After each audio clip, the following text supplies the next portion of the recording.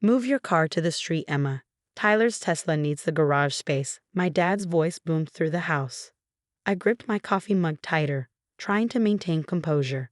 At 32, I still couldn't believe I was having this conversation. Dad, I've been parking in that garage for 5 years. My spot has always been on the left side, I replied calmly. My mother swooped in, her designer scarf floating behind her. Emma, honey, be reasonable. Your brother's car cost him $95,000. It needs protection from the elements. Your Honda will be fine outside. Of course. Tyler's precious Tesla. Just like Tyler's precious gaming room, my former bedroom. Tyler's precious pool table, taking up half the living room, and Tyler's precious ego, taking up all the remaining space in the house. I looked out the window at the approaching storm clouds. The weather forecast predicted hail. Mom, there's a storm coming. My car needs protection too. Oh please, Tyler interrupted, strolling in with his signature smirk. At 29, my younger brother still acted like the entitled teenager our parents had raised him to be. It's just a Honda Civic. Besides, I pay rent here. That gives me priority. I almost choked on my coffee. You pay rent? Since when? Started last month, he said proudly. $500. That makes me more of a tenant than you.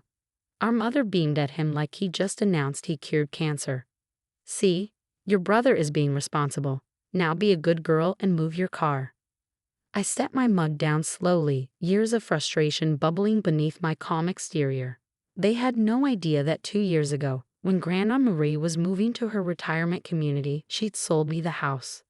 She knew how our parents favored Tyler, how they'd given him everything while expecting me to be the understanding one. I've been paying the property taxes, I said quietly, and the insurance, and the maintenance. Well, that's different, Dad waved dismissively. That's just helping out. Tyler's actually paying rent. I stood up, walking to my home office, the converted pantry they generously allowed me to use while Tyler took over my childhood bedroom.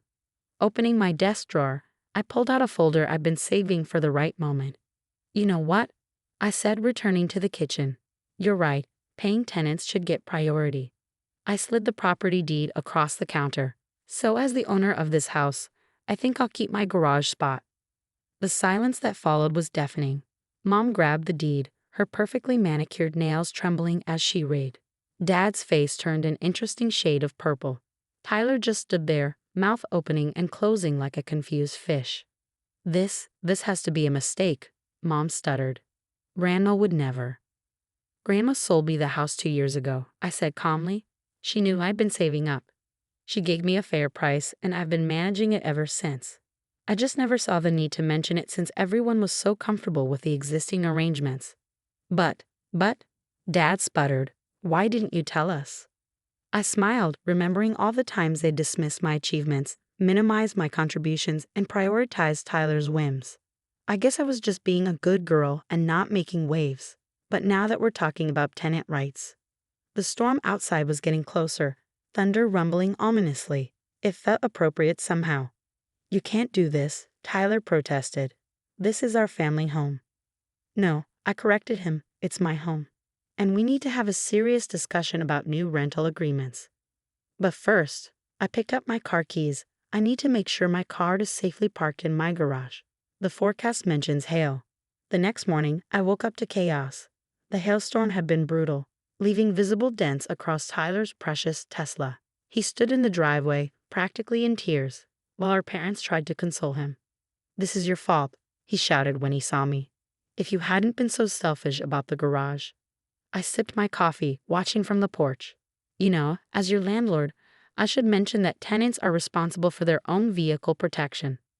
Landlord? Mom's voice was sharp. Emma, stop this nonsense right now. This is your family.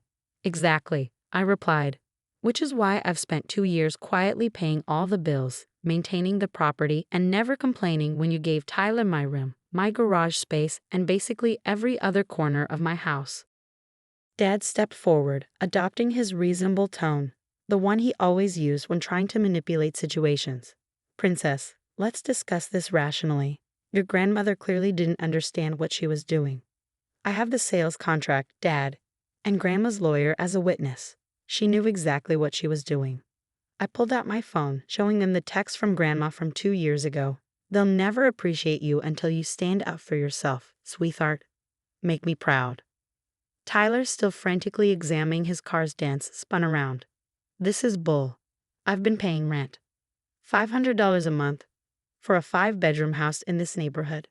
I laughed. That wouldn't even cover the property taxes. Want to know what market rate is for a room here? Mom's face paled. She knew exactly what rentals cost in our upscale area. You wouldn't. $2,000 a month is the going rate, I said calmly, plus utilities. That's what other homeowners charge in this neighborhood. I've done my research. $2,000, Tyler sputtered. That's insane. I can't afford that. Then maybe it's time to find your own place, I suggested. I hear there are some nice apartments across town with covered parking. Dad tried a different approach. Emma, honey, you're not really going to charge your own brother market rate, are you? After all we've done for you. That was rich. After all they'd done for me, like constantly diminishing my achievements or turning my childhood home into Tyler's personal playground. You're right, Dad. Family is important. So let's talk about how for the past 2 years I've been subsidizing everyone's living expenses. The new water heater last summer, the roof repairs in spring, the property taxes that somehow never got mentioned when you were praising Tyler's measly $500. Mom at least had the grace to look embarrassed. She'd always known about these expenses. She'd just chosen to ignore them, like she ignored anything that didn't fit her perfect family narrative. I've drawn up new rental agreements. I continued pulling papers from my bag. You all have 3 options: pay market rate, find new accommodations, or we can sit down like actual family and have an honest discussion about respect, boundaries, and fair treatment. This is ridiculous, Tyler snapped. Mom, Dad, tell her she can't do this. But our parents were quietly reading the rental agreements, reality finally sinking in. The property laws were on my side, and they knew it. 2 weeks, I said firmly. That's how long you have to decide.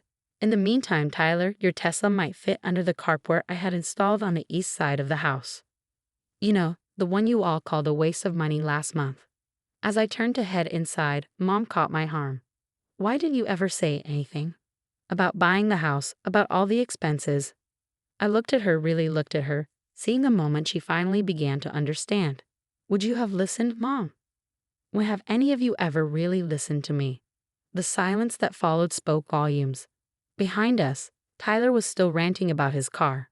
But for the first time, our parents weren't rushing to soothe him. Instead, they were looking at me like they'd never seen me before. I'll be in my office, I said. The real one upstairs, not the pantry. I think it's time I took back my old room. Let me know when you're ready to talk, really talk. As I walked away, I heard Dad mutter. Marie knew exactly what she was doing, didn't she? Yes, Grandma certainly did. And finally, so did I. The next 2 weeks brought changes nobody saw coming. Tyler, faced with the reality of market rate rent, launched into what Mom called his adjustment period. A nicer term for constant tantrums. He slammed doors, made passive-aggressive comments during dinner, and tried rallying relatives to his cause. But something unexpected happened when he called Grandma Marie to complain. Your brother called me in quite a state, Grandma said during our weekly video chat. Wanted me to explain why I betrayed the family by selling you the house. Her eyes twinkled with amusement. I told him it was simple. You were the only one who ever visited me without wanting something. I smiled, remembering our Sunday afternoons together, looking through old photos, sharing stories, and just talking. How did he take that? About as well as your father took it when I reminded him who paid for Tyler's Tesla down payment. She winked. Sometimes the truth hurts, sweetheart. But it's necessary. That revelation sparked the first real family meeting we'd had in years. Mom and Dad sat at the kitchen table, looking uncomfortable as I laid out years of financial records. You gave Tyler $50,000 for his car down payment? I asked Dad, while telling me I needed to learn financial responsibility when I asked for help with my student loans. Mom fidgeted with her coffee cup. We just wanted to support his ambitions. And my ambitions didn't matter. My degree, my career, my contributions to this house. None of that counted as ambition. We thought you were doing fine on your own, Dad admitted. You never seemed to need help. Because you never offered it, I said quietly. You never even asked. The silence that followed was heavy with realization. Outside, I could hear Tyler moving boxes. He'd finally found an apartment across town. We've been terrible parents, haven't we? Mom's voice cracked. Not just about the house. About everything. Dad reached across the table, taking my hand. I keep thinking about all the times you achieved something amazing. Your promotion last year, your community service award, even buying this house, and we barely acknowledged it. But Tyler gets a new job, and we throw a party. Do you know why Grandma sold me the house? I asked. They shook their heads. She said someone needed to see my worth, even if it wasn't my own family. She knew I'd take care of the place, honor its history, make it a real home. Mom wiped away tears. She was right. Look at everything you've done here. The repairs, the improvements, even that carport we criticized. You've taken better care of this house than we ever did. I'd like to take better care of our family too, I said. But things need to change. A week later, we had a different kind of family dinner. Tyler came, having moved into his new apartment and experienced his first taste of real independence. He was quieter now, more thoughtful. My landlord wants first and last month's rent, plus security deposit, he mentioned, pushing his food around. And the covered parking is extra. Welcome to the real world, I said, but without malice. How's the job hunting going? I have an interview tomorrow. Not as prestigious as my last job, but, he paused, it's a start. Mom and Dad stayed in the house. We worked out a reasonable rent that covered their share of expenses. More importantly, we established boundaries. My old room became my home office, the garage remained mine, and family decisions became actual discussions rather than assumptions. You know what's weird? Tyler said one Sunday afternoon, months later, he'd stopped by to help me install new garage shelving. His idea, surprisingly. I hated you at first when you showed us that deed. But now, I think I needed this. I handed him a wrench. Needed what? Reality. Consequences. Growing up, he shrugged. My apartment's tiny and my car's still dented. But I'm figuring things out. On my own, for once. Grandma Mary came to visit that Christmas. She looked around at the changes, not just in the house, but in us. Tyler, more mature and actually contributing to conversations rather than dominating them. Mom and Dad finally seeing me as an adult with achievements worth celebrating. And me, no longer the silent daughter who took everything without complaint. Well done, sweetheart, she whispered, hugging me tight. Sometimes love means standing your ground. Looking around at my family that evening, really looking at them, I saw what standing my ground had achieved. Not just respect for me, but growth for all of us. Tyler was learning independence, Mom and Dad were learning to show love more equally, and I was learning that setting boundaries didn't mean losing family. Sometimes it meant finding them in a better way. You know, Mom said, helping me with dishes later, this house was always meant to be yours. We just didn't see it until you showed us. I smiled, thinking of how a simple property deed had changed everything. Sometimes, I replied, echoing Grandma's wisdom, you have to make people see your worth.